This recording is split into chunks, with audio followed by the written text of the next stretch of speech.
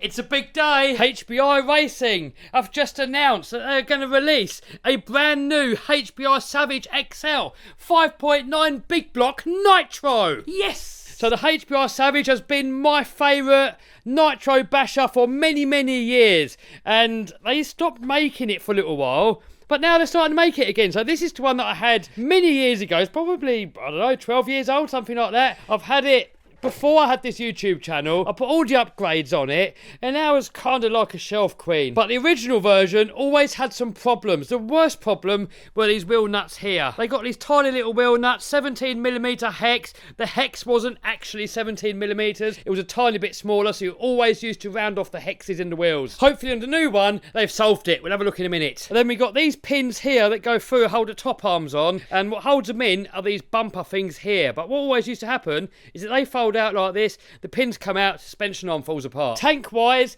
it had a great big tank in there, which is good for run time. However, it was a funny shape. So when it started off running rich, and as the fuel went down, it started to go lean. And then coming over here, the Savage X 4.6. This is also a re-release, so the new one's bigger. We'll have a look in a minute. They fixed this problem here with the pins coming out. They haven't fixed the tank, and they fixed the wheel nut issue. Another problem that Savages used to have is they've got these links here on the front. They're for steering, and you've got a servo saver in there, so when you hit the wheel like that, it kind of absorbs it in there. On the rear, however, they're solid. So the trouble is, if you do a bit of a funny landing, there's no give anywhere. You can bend the rod, you can pop it off, you can break the knuckle there. So if we have a look at my XL version, I put these Integy, however you say it. Let me know in the comments down below. I've done a little eliminator kit to get rid of those links. Makes it a lot stronger. Alright, let's have a look at the brand new one and see what we get. So we get a brand new design body shell, just like on the X version. I'm not personally really that much of a fan of it, but I suppose it's a bit subjective. Let me know in the comments. Do you like it? Do you not like it? I much prefer these sort of classic looking bodies, so once I get that one, then I will be putting on a different body. But no big deal. First body normally gets destroyed anyway, and then you can paint up a new one. And oh look, we have the new hexes.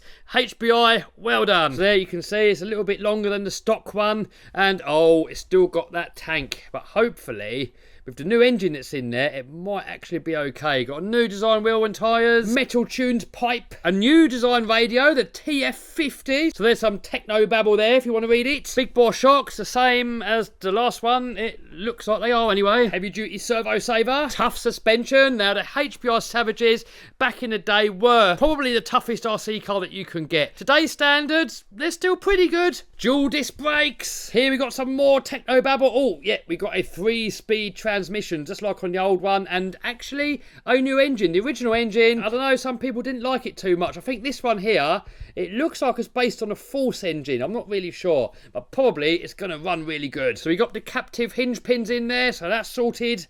Rugged bumpers, and there's the new hex design. They should have done this years ago. Definitely a thumbs up now though. There's the inside of the 3-speed transmission. There is space in there for a reversing module, however at the moment you can't get one, so hopefully in the future we will be able to get one. 3-shoe aluminium clutch, blah blah blah blah blah, lot of blah blah blah. Oh, and a Roto Start 3 new electric starting system. There's some more techno babble, and you need AA batteries, receiver pack, more batteries, and nitro and fuel bottle and glow starter, blah blah blah. Basher wise, I still reckon that the HPI Savage Nitro is the best Nitro basher. There's nothing else out there that can compete. Now we've got like the Kyosho USA 1 Mad Force thingamajig. It's more of a scale car, not really so much for bashing. Super cool, really like it, but as a basher, definitely got to go for the Savage. Now up there we have the Hobeo Hyper MT. I thought that could be a Savage replacement because at one point you couldn't buy Savages, and no, unreliable, weak, brakes easy, no. And then we have the Revo 3.3. They are quite innovative. They've got electric start, they've got a few other nice bits and bobs, but when it comes to durability, when it comes to bashing, definitely Savage is king. T-Max, I hear you say.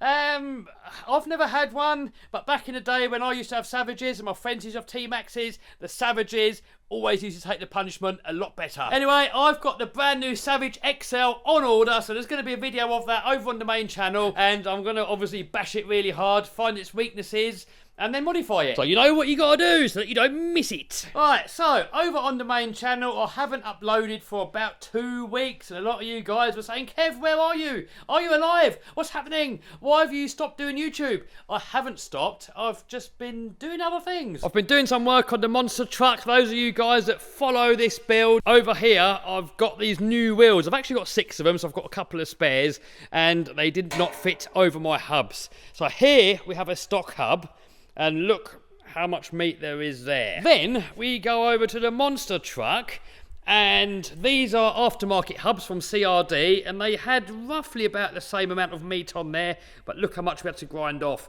I mean, I couldn't grind any more off really, because the wheel actually sits on this part of the hub.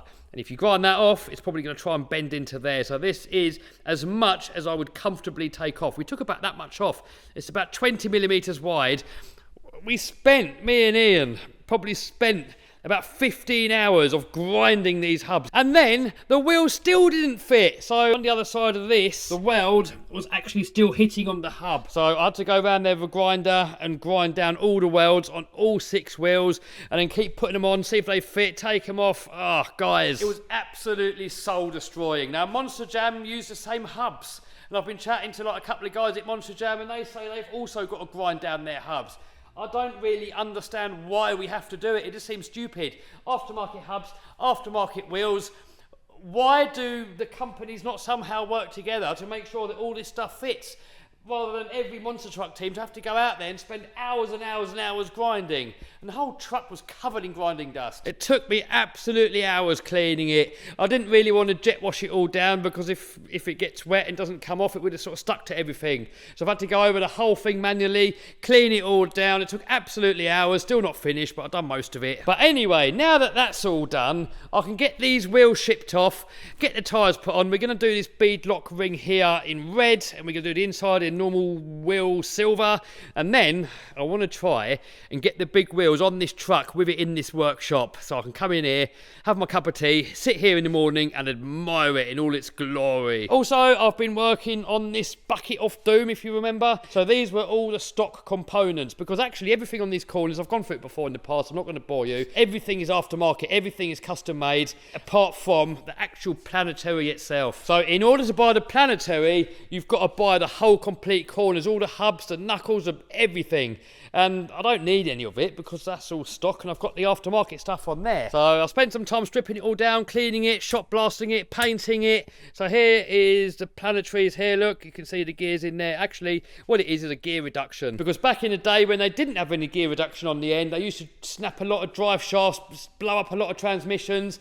So now you've got reduction on the gearbox, you've got reduction in the diff, and then you've got more reduction in the end here. And what that does, it just gears it down a lot more, and it just takes all that torque and everything out of the whole rest of the drivetrain, makes it a lot more reliable. These parts here as well that come out of those planetaries, so a bit of a shame really that you had to buy all that lot. And I've still actually been making videos anyway. I've got about 16 videos that I've started filming, I've done work on it, and I still need to do more stuff like locations and people and places and waiting on parts and whatever to finish those videos off. I've been building this Inferno MP10 truggy, nearly ready to go. I've been modifying this Outcast with all the M2C stuff. Got a Lambo up there that we built, or kind of put together. It used to be a felony, now it's a Lambo. We've done the twin motor conversion on this world's fastest project RC car. Been doing a bit of racing, but I didn't really bother filming it because I don't want to bore you guys. We just keep filming the same old stuff. Which leads me on to the next reason why there haven't been any videos.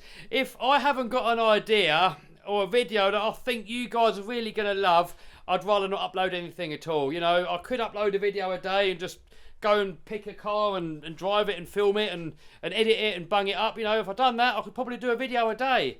Trouble is, it's going to get boring. And it's going to be boring for me. It's going to be boring for you guys. So I'm only going to put videos up that I'm proud of and that I think you guys are really going to love. So if that means less videos, then so be it. Also, property. I'm on the search for some new property. The shop I've got here, I've outgrown it. I haven't got enough space. I need some outside space for some of the other videos that I've got planned. I want to be able to do stuff with the monster truck. I've got so many video ideas planned and I need my own land to do it on.